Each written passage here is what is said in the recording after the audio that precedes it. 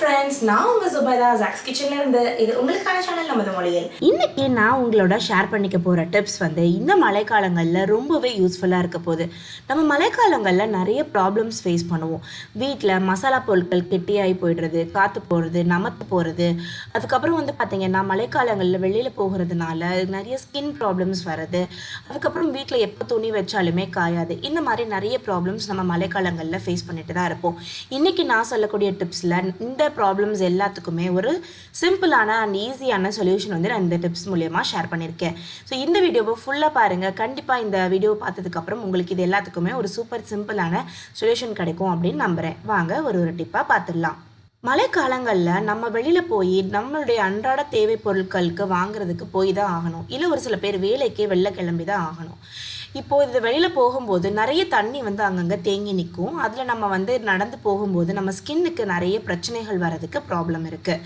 என்னென்னு பார்த்தீங்கன்னா தண்ணி ரொம்ப தெளிவான தண்ணி இல்லாமல் சாக்கடை தண்ணிகள் கலந்து இருந்ததுன்னா நம்ம ஸ்கின்ல நிறைய அலர்ஜிஸ் வரும். ஸோ நம்ம வெளில போகிறதுக்கு முன்னாடி சுத்தமான தேங்காய் எண்ணெயை எடுத்து இந்த மாதிரி நல்லா கொஞ்சம் கையிலையோ இல்லை கால்லையோ நல்லா தேய்ச்சிட்டு ஸ்கின்ல ஒரு லேயர் இருக்க மாதிரி இந்த மாதிரி நல்லா ஷைனாக தேய்ச்சி வச்சுக்கிட்டிங்க அப்படின்னா நம்ம அந்த தண்ணியில் நடந்து போகும்போது இந்த தேங்காய் எண்ணெய் நம்ம ஸ்கின்னுக்கு மேலே இருக்க ஒரு லேயர் மாதிரி ஃபார்ம் ஆகிட்டு எந்த ஒரு ஃபங்கஸு பாக்டீரியா எதுவுமே நம்ம ஸ்கின்னில் அண்ட விடாமல் பார்த்துக்கும். ஸோ நம்ம வந்ததுக்கப்புறம் திரும்ப நம்ம குளிச்சுட்டு ஃப்ரெஷ் ஆகிட்டோம் அப்படின்னா சூப்பராக நம்மளுடைய ஸ்கின் நல்ல நார்மலாக ரெடி ஆகிடும். ஸோ கண்டிப்பாக மழைக்காலங்களில் வெளில போகும்போது தேங்காய் எண்ணெய் தேய்ச்சிட்டு வெளில போங்க. நம்ம வாஷிங் மிஷினில் பார்த்திங்கன்னா ஒரு மாதிரி ஸ்மெல் வரும் துணிகளில். ஏன்னா மழைக்காலங்களில் வெயில் இல்லாதனால சரியாக காயாது. நம்ம எவ்வளோ தான் க்ளீன் பண்ணாலும் நம்ம துவைச்சாலும் அது நம்மளுக்கு ஒரு மாதிரி ஸ்மெல் கொடுத்துட்டே தான் இருக்கும். அதுக்கு ஒரு சொல்யூஷன் இன்றைக்கி நான் சொல்கிறேன். நம்ம வீடுகளில் நார்மலாகவே நம்ம ஒரு கண்டிஷ்னர்ஸ் யூஸ் பண்ணுவோம். ஹேர் கண்டிஷ்னர் வச்சுருப்போம். அதை கொஞ்சமாக தண்ணியில் இந்த மாதிரி ஊற்றிட்டு நல்லா இந்த மாதிரி கரைச்சிக்கோங்க. கரைச்சிட்டு இதை நம்ம வாஷிங் மிஷின்லேயோ இல்லை கையில் அலசுகிற துணிலேயோ ஊற்றிட்டு அதை வாஷ் பண்ணி அதுக்கப்புறம் நம்ம இதை காய போட்டோம், துணியை காய வச்சோம் அப்படின்னா நல்ல ஒரு மணமாகவும் இருக்கும். அதே மாதிரி துணியும் ஃப்ரெஷ்ஷாக இருக்கும். அந்த மழைக்காலத்தில் வரக்கூடிய ஒரு மாதிரி ஸ்மெல்லும் வராது.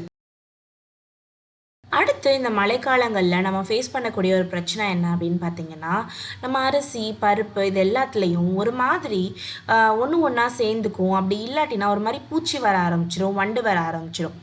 இந்த மழைக்காலங்களில் நம்ம பொதுவாக வெயில் காலத்தில் அப்படி வண்டு வந்ததுன்னா நம்ம கொஞ்ச நேரம் எடுத்து வெயிலில் வைக்கலாம். பட் இந்த மழைக்காலங்களில் அது பாசிபிள் கிடையாது.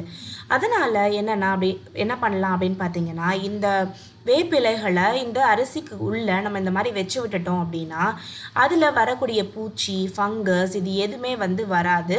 அதே மாதிரி நம்ம இதை சாப்பாடு செய்யும்போது இந்த இலைகள் வந்தாலும் நம்ம அதை தனியாக எடுத்து போட்டுடலாம்.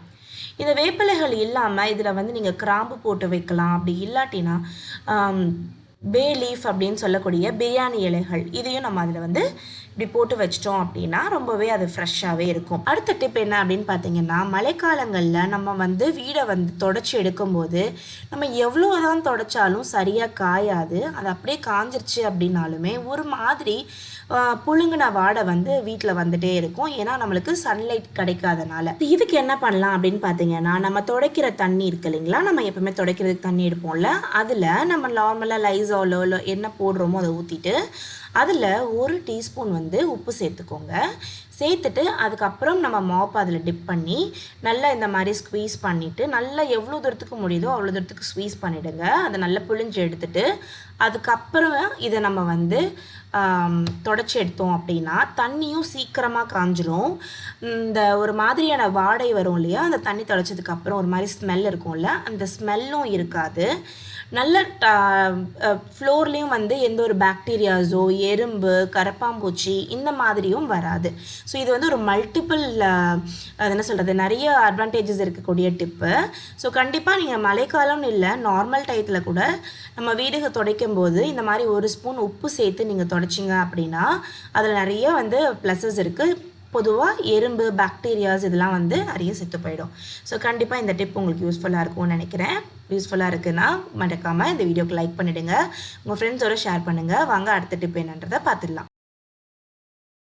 மழைக்காலங்களில் நம்ம ஃபேஸ் பண்ணுற ஒரு பெரிய ப்ராப்ளம் என்னென்னா துணி காய வைக்கிறதுக்கு இடமே இருக்காது. ஏன்னா வெளியில் எல்லாமே மழை பெஞ்சிட்ருக்கும். நம்ம பால்கனிஸில் சின்ன சின்ன இது வச்சுருப்போம். அதுலேயும் வந்து பார்த்திங்கன்னா ஃபுல் ஆகிட்ருக்கும்.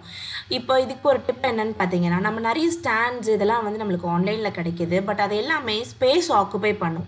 நம்ம எல்லாரோட வீடுகள்லையுமே இந்த மாதிரி ஒரு ஜன்னல் கண்டிப்பாக இருக்கும். ஸோ இந்த மாதிரி ஜன்னலில் நம்ம வந்து துணியை காய போடுறதுனால ஃபேன் காற்றுல சீக்கிரமாகவும் காஞ்சிடும். அதே மாதிரி கொஞ்சம் உங்களுக்கு வந்து அந்த எக்ஸ்ட்ராவாக நம்ம ஸ்டாண்ட்ஸு இதெல்லாம் வைக்காமல் இடமும் ஆக்குப்பை ஆகாமல் ரொம்ப சிம்பிளாகவும் இருக்கும்.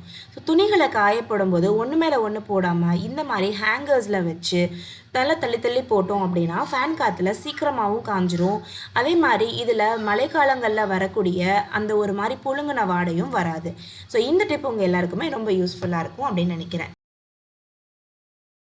அடுத்து மசாலா பொருட்களில் வந்து பார்த்திங்கன்னா ஒரு மாதிரி இறுக்கமாக பிடிச்சிட்டு ஈரம் பிடிச்சிக்கிறோம் மழைக்காலங்களில். இந்த பாருங்கள், இந்த மாதிரி ஈரம் பிடிச்சிக்கிறோம். ஸோ இந்த மாதிரி ஈரம் பிடிக்காமல் இருக்கணும் அப்படின்னா என்ன செய்யணும்னு சொல்லிடுறேன். இதுக்கு என்ன பண்ணலாம் அப்படின்னு பார்த்தீங்கன்னா, நம்ம நார்மலாக யூஸ் பண்ணக்கூடிய உப்பு இருக்குது இல்லைங்களா, இதை ஒரு 1/2 டீஸ்பூன் இதில் போட்டுட்டு இதை வந்து நம்ம மசாலாவோட நல்லா கலந்து இந்த மாதிரி எடுத்து வச்சிடலாம். 100 கிராமுக்கு ஒரு 1/2 ஸ்பூன் கணக்கு வச்சுக்கோங்க. போட்டு இந்த மாதிரி கலந்துட்டோம் அப்படின்னா நல்லா இந்த மாதிரி உங்களுக்கு அந்த மசாலாவில் இருக்க ஈரத்தை உப்பு இழுத்துட்டு மசாலா இந்த மாதிரி நல்லா பவுடராக வர ஆரம்பிச்சிடும். இந்த மசாலாவை நம்ம மிளகாத்தூளோ இல்லை எந்த பவுடர் நம்ம அதை வந்து குழம்புல யூஸ் பண்ணுறோமோ அதை வந்து நீங்கள் கொஞ்சமாக உப்பு குறைச்சி போட்டுக்கோங்க. ஏன்னா ஆல்ரெடி நம்ம மிளகாத்தூள் மஞ்சத்தூள் எல்லாம் கொஞ்சம் உப்பு போட்டு வச்சுருக்கோம். அதுக்காக பார்த்து யூஸ் பண்ணிக்கோங்க.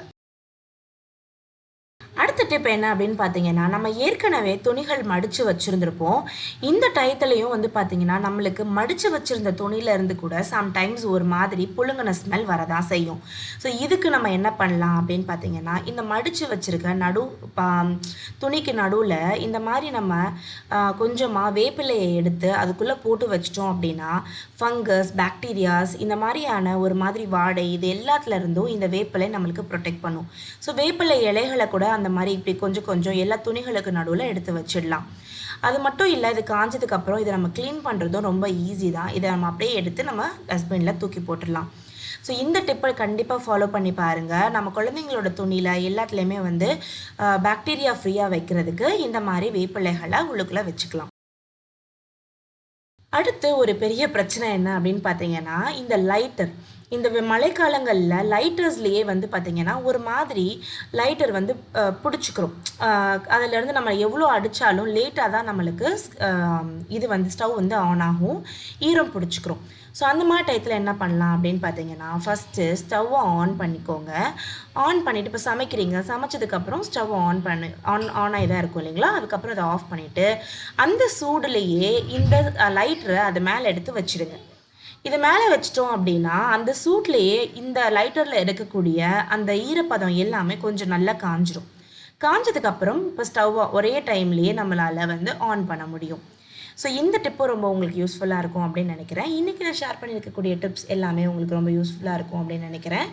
பிடிச்சிருக்கு அப்படின்னா இந்த வீடியோ உங்களுக்கு ரொம்ப யூஸ்ஃபுல்லாகவும் பிடிச்சிருக்கு அப்படின்னா மறக்காமல் வீடியோக்கு லைக் கொடுத்துட்டு பக்கத்தில் இருக்க சப்ஸ்கிரைப் பட்டனை கிளிக் பண்ணிக்கோங்க. அண்ட் உங்கள் ஃப்ரெண்ட்ஸ் அண்ட் ஃபேமிலிஸோடையும் ஷேர் பண்ணிக்கோங்க. நான் உங்களை வேற ஒரு வீட்டில் சந்திக்கிறேன். அது வரைக்கும் பாய் பாய்.